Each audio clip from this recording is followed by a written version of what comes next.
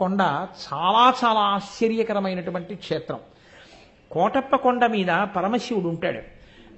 ఆ పరమశివుడు అక్కడ దక్షిణామూర్తి స్వరూపంతో ఉంటాడు. దక్షిణామూర్తి స్వరూపంతో ఉన్నటువంటి పరమశివలింగం ఉన్న ఏకైక క్షేత్రం బహుశः కొండ మీద నాకు తెలుసున్నంత వరకు ఆంధ్రదేశంలో కోటప్ప కొండ ఒక్కటే. ఆ కోటప్ప కొండకున్న గమ్మత్తు ఏమిటో తెలుసా అండి? ఒక గొల్లభామకి పరమశివుడిచ్చిన వరం, ఎన్నడూ కాకి వాలదు. ఆ కొండంతటి మీద పగలు కాదు రాత్రి కాదు ఎన్నడూ ఒక్క కాకి మీకు కనపడదు. కొండ ఎక్కుతుంటే బోల్డని కాకులు కనపడతాయి. మీరు వెళ్ళేటప్పుడే చూడండి.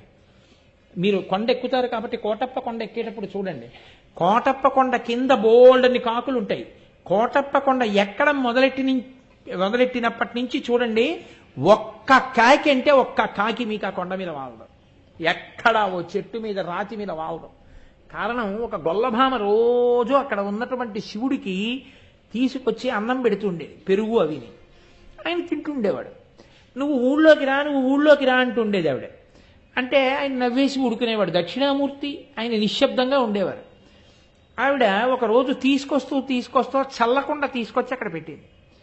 పెట్టి కూర్చుంది బడలికి. కూర్చుంటే ఒక కాకి వచ్చి వాలితే ఆ పెరుగు కుంట కింద పడిపోయింది.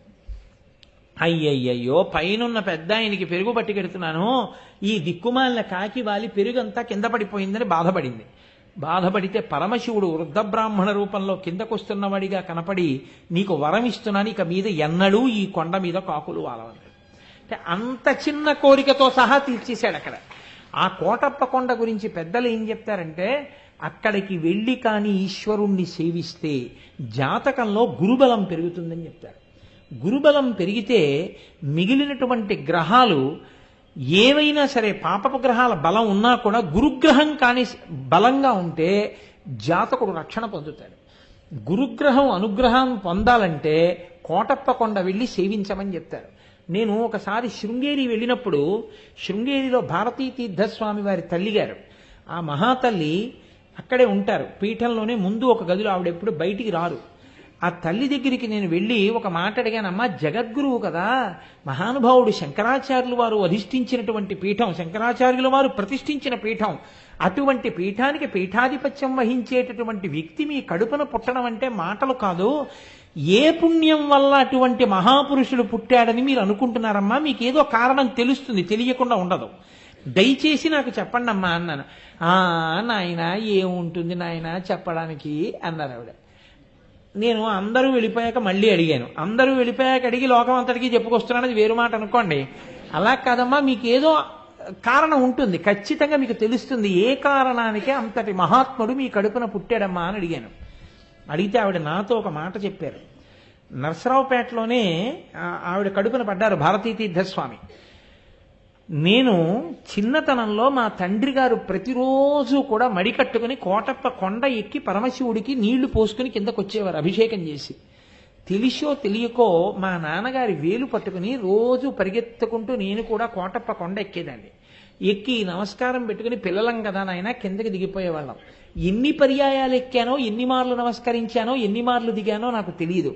కానీ ఏ దక్షిణామూర్తి స్వరూపం జ్ఞానమూర్తి అక్కడ ఉన్నాడో, ఆ జ్ఞానమూర్తి సేవకి అన్ని మాటలు కొండెక్కిన ఫలితమేమో, అంతటి మహాజ్ఞాని, అన్ని వేదములు చదువుకున్నవాడు, అన్ని ఉపనిషత్తులు చదువుకున్నవాడు, శంకరాచార్యుల వారి చేత ప్రతిష్ఠింపబడిన పీఠానికి పీఠాధిపత్యం వహించగలిగినటువంటి మహాపురుషుడు నా కడుపున పుట్టడానికి కారణం అదే అయి ఉంటుంది అని చెప్పారు.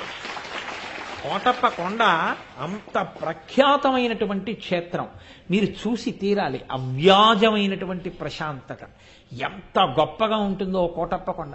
ఎక్కడెక్కడి వాటికో వెడతాం, ఇక్కడే ఉన్న అంత మహాత్మ్యం కలిగినటువంటి క్షేత్రాలని మనం వదిలిపెట్టేస్తుంటాం. అటువంటి కోటప్ప కొండ దర్శనం చేస్తారు. మీకు నేను ఇంకొక మాట చెప్తున్నా.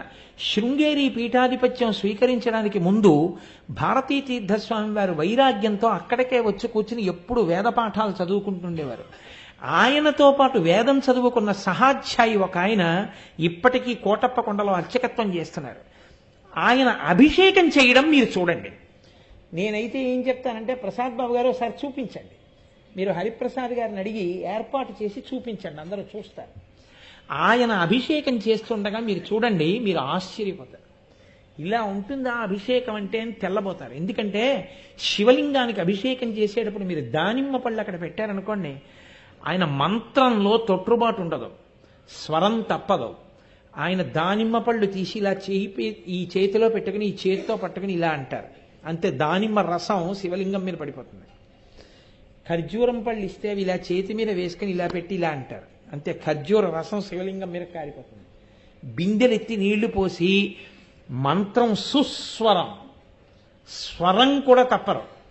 అలా దానిమ్మ పళ్ళని కూడా ఇలా నొక్కి రసం చేసేస్తారు అభిషేకం. చూసి తీరాలి నిజంగా అభిషేకం. ఏమాత్రం అవకాశం ఉన్నా ఏర్పాటు చేయండి.